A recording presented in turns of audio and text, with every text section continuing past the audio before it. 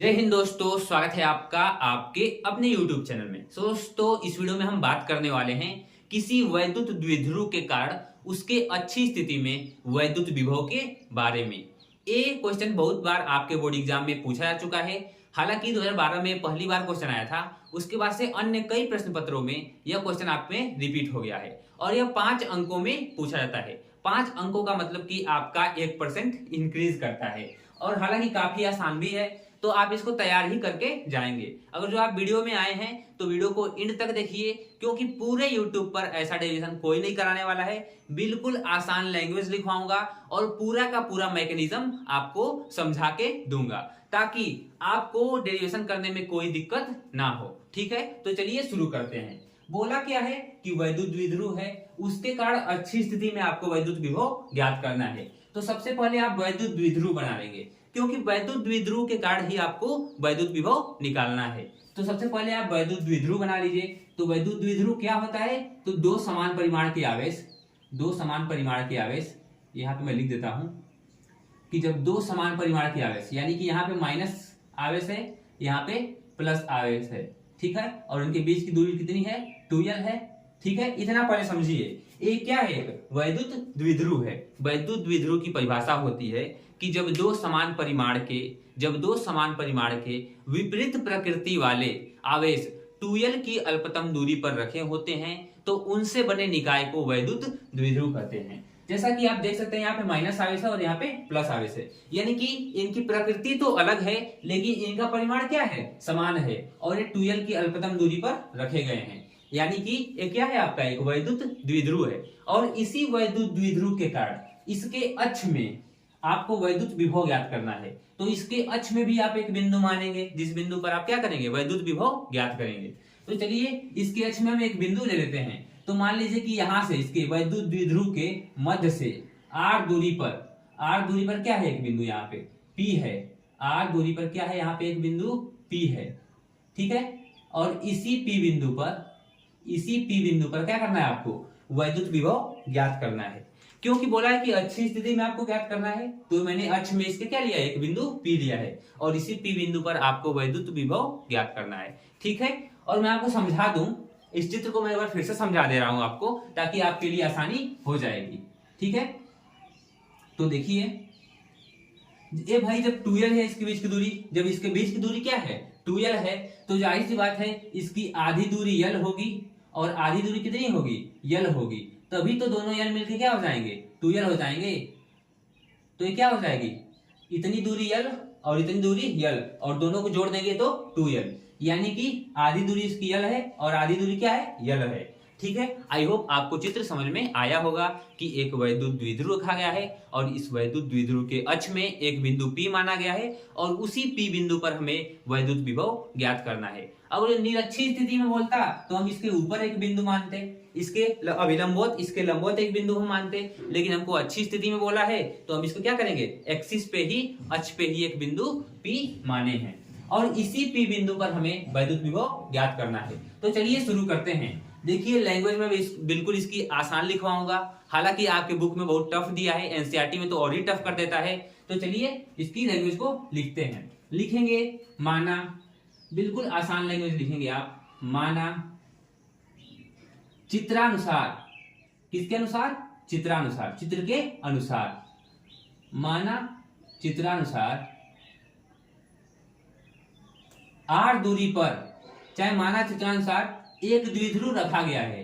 क्या हुआ है? माना चित्रानुसार एक द्विध्रुव रखा गया है, द्विध्रुव रखा गया है, माना चित्रानुसार एक द्विध्रुव रखा गया है। ठीक है, इस चित्र के अनुसार एक वैद्युत द्विध्रुव रखा गया है, और उसके अक्ष पर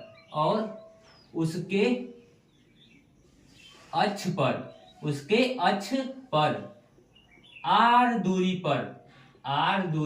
पर क्या है? r दूरी पर एक बिंदु P है, r दूरी पर एक बिंदु P लिया है, r दूरी पर एक बिंदु P लिया है।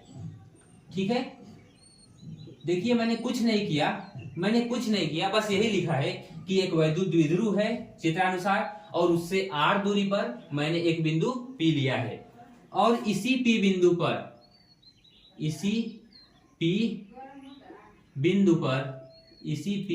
पर क्या करना है, इसी P बिंदु पर वैद्युत विभव ज्ञात करना है, वैद्युत विभव की गणना करनी है, वैद्युत विभव की गणना करनी है, यानी इसी बिंदु पर हमें वैद्युत विभव की गणना करनी है। ठीक है, तो ये आपका लैंग्वेज हो गया। बिल्कुल इतनी ही आसान लैंग्वेज आपको लिखना है, काफी भर भर के कुछ नहीं लिखना है, बिल्कुल जो आपने चित्र बनाया है उसी चित्र को देखकर आपको लैंग्वेज लिखना है। इससे आसान तरीका कोई नहीं हो सकता, चाहे आप कहीं भी देख लीजिए, आपको इतना लिखना पड़ेगा कि माना चित्रानुसार एक द्विध्रुव रखा गया है, उसके अक्ष पर r दूरी पर एक बिंदु P लिया है हमने, और उसी P बिंदु पर हमें वैद्युत विभव की गणना करनी है। तो चलिए अब शुरू करते हैं। अब लिखेंगे यहाँ पे आप अब क्या होगा भाई, जब ऐसे रख देंगे तो क्या होगा, अब क्या होगा, प्लस Q, इस Q आवेश के कारण, अब इस Q आवेश का इस P बिंदु पर विभव उत्पन्न होगा, क्योंकि जो आवेश होगा वो क्या करेगा, इस P बिंदु पर विभव उत्पन्न करेगा, और यहाँ a माइनस क्यू भी इस P बिंदु पर विभव उत्पन्न करेगा। क्यों विभव उत्पन्न करेगा, इसलिए क्योंकि यहाँ पे आपने एक Q0 आवेश रखा है, एक परीक्षण आवेश रखा है। हालांकि इस परीक्षण आवेश को नहीं दिखाते हैं।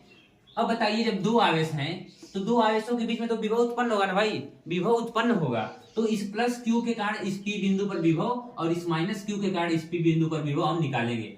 इन दोनों आवेशों के कारण इस P बिंदु पर विभव उत्पन्न होगा, और जो दोनों का परिणामी होगा वो नेट वैद्युत हो जाएगा, नेट वैद्युत विभव हो जाएगा। ठीक है, तो प्लस Q आवेश के कारण, प्लस Q आवेश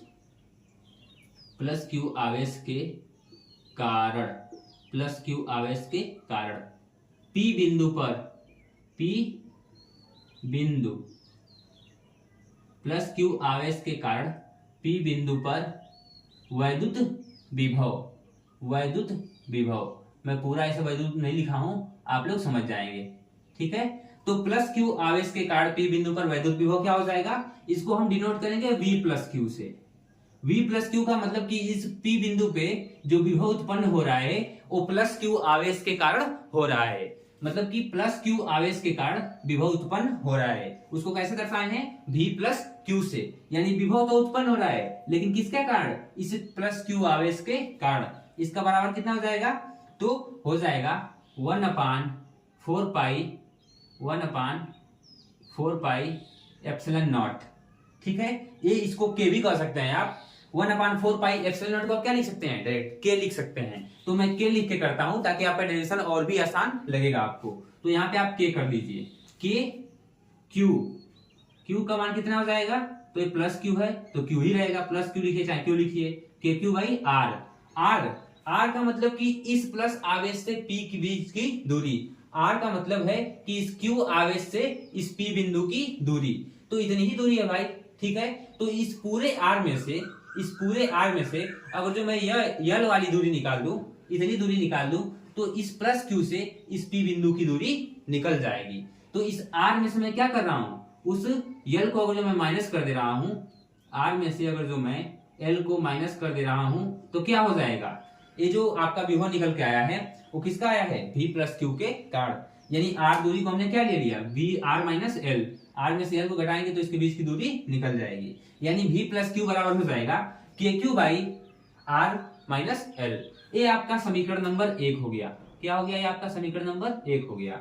अब यहीं पे दूसरा समीकरण बनाइए, क्या लिखेंगे आप, माइनस Q यही सब उतार देंगे, माइनस Q आवेश के कारण P बिंदु पर वैद्युत विभव। इस बात को मैं नहीं लिख रहा हूं क्योंकि मैंने यहाँ पे लिखा हुआ है, तो आपको बिल्कुल यहीं पे लिख देना है कि माइनस Q आवेश के कारण P बिंदु पर वैद्युत विभव। अब क्या हो जाएगा, तो ये हो जाएगा V माइनस Q किसको डिनोट कर रहा है, कि विभव उत्पन्न हुआ है किसके कारण, तो माइनस आवेश के कारण। V माइनस Q का मतलब ये हो जाएगा कि विभव तो उत्पन्न हुआ है लेकिन किसके कारण, माइनस Q आवेश के कारण। ठीक है, तो वो कितना हो जाएगा, वो भी हो जाएगा KQ/R। R का मान कितना लेंगे इस बार, इस बार इस आवेश से इस पी बिंदु की दूरी चाहिए आपको, इस बार इस आवेश से इस पी बिंदु की दूरी चाहिए। तो ये दूरी r है और ये दूरी क्या है, l है। अगर जो हम इन दोनों को जोड़ दें तो माइनस क्यू आवेश से इस पी बिंदु की दूरी निकल जाएगी। तो यहाँ पे क्या हो जाएगा आपका r प्लस एल, यहाँ पे आपका क्या हो जाएगा r प्लस एल।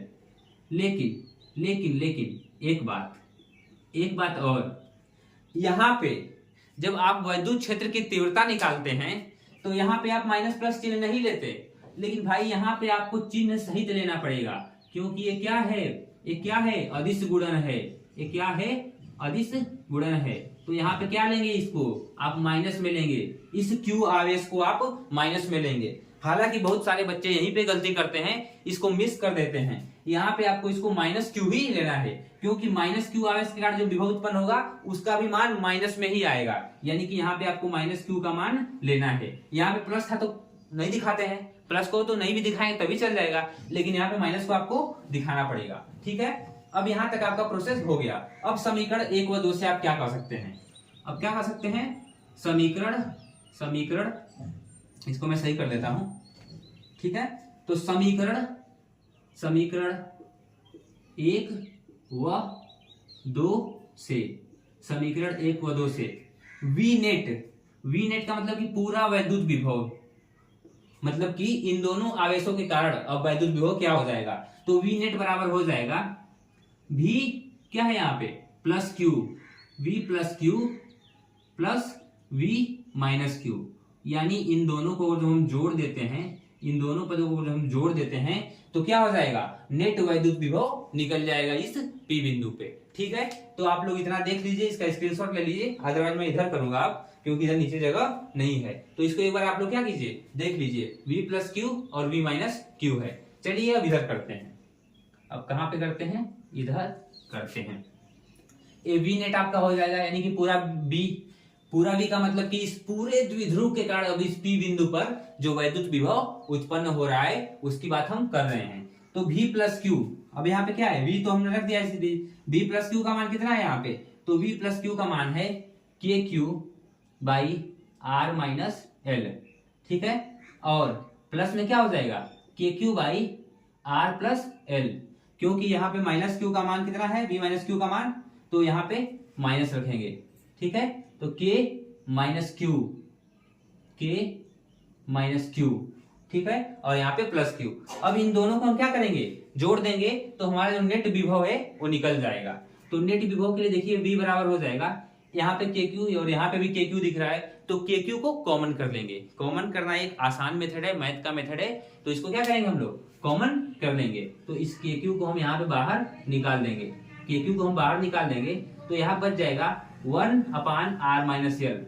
क्यों बच जाएगा, क्योंकि यहाँ से के क्यू तो हट गया, तो यहाँ पे क्या रह जाएगा, 1। जहां से कॉमन निकाल देते हैं तो वहां पे 1 बच जाता है, तो यहाँ पे 1 बच गया। और यहाँ पे क्या है, माइनस है, और इस के क्यू को भी हमने निकाल दिया, लेकिन माइनस चिन्ह तो रहेगा ना भाई, माइनस चिन्ह तो रहेगा।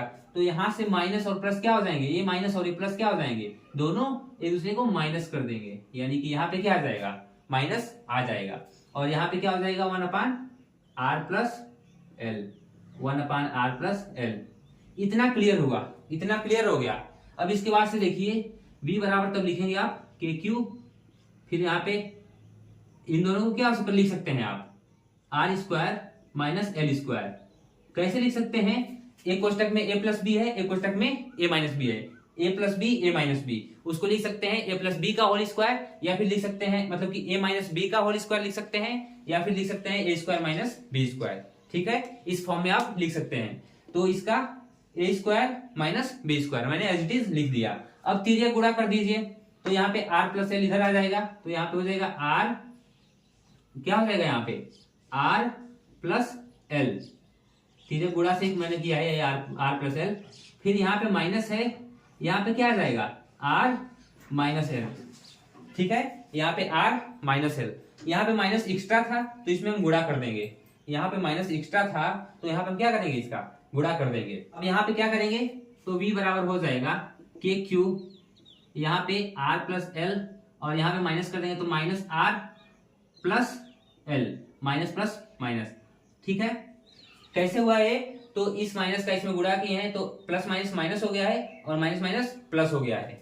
ठीक है, अब देखिए नीचे क्या बच रहा है आपका, R square minus L square. अब ये क्या होगा, प्लस है, आर प्लस में है और आर माइनस में है, तो ए आर क्या हो जाएगा, कैंसिल हो जाएगा, आर क्या हो जाएगा यहाँ पे, कैंसिल हो जाएगा। अब यहाँ पे क्या बच जाएगा आपका, P बराबर के क्यू इंटू क्या हो जाएगा 2l, कैसे हुआ, एक यल और यहाँ पे एक यल, 2l हो गया अपान में R square minus L square हो गया। अब यहाँ पे आप क्या लिख सकते हैं इसको, तो V बराबर के क्यू इंटू 2l को आप क्या लिख सकते हैं, यहाँ पे P लिख सकते हैं, तो यहाँ पे आ जाएगा आपका K P upon R square minus L square. कैसे हुआ है यहाँ पे, तो जो 2l है, Q इंटू 2l है, Q इंटू 2l है, यहाँ पे P मान लिया इसको, क्यों P माने हैं, क्योंकि विद्युत द्विध्रुव आघूर्ण का ये सूत्र होता है। तो यहाँ से अगर जो Al को नगण्य मान लेते हैं, क्योंकि L अति सूक्ष्म दूरी है, इन आवेशों के बीच में अल्पतम दूरी है, अल्पतम दूरी की भी अल्पतम दूरी है, इसलिए यहाँ पे L को नेग्लेक्ट कर देंगे, तो आपका सूत्र क्या आ जाएगा, फाइनल सूत्र आपका आ जाएगा केपी अपान आर स्क्वायर। ये वैद्युत विभव होता है अच्छी स्थिति में वैद्युत द्विध्रुव के कारण, अच्छी स्थिति में विभव का सूत्र क्या होता है, केपी अपान आर स्क्वायर। तो आई होप आपको इतना समझ में आया होगा, और वीडियो को लाइक कर दीजिएगा, चैनल को सब्सक्राइब कर दीजिएगा, और चैनल पे पहली बार नए मतलब आए हैं तो जरूर से सब्सक्राइब कर दीजिएगा। ठीक है, तो चलिए बाय बाय, मिलते हैं नेक्स्ट वीडियो में।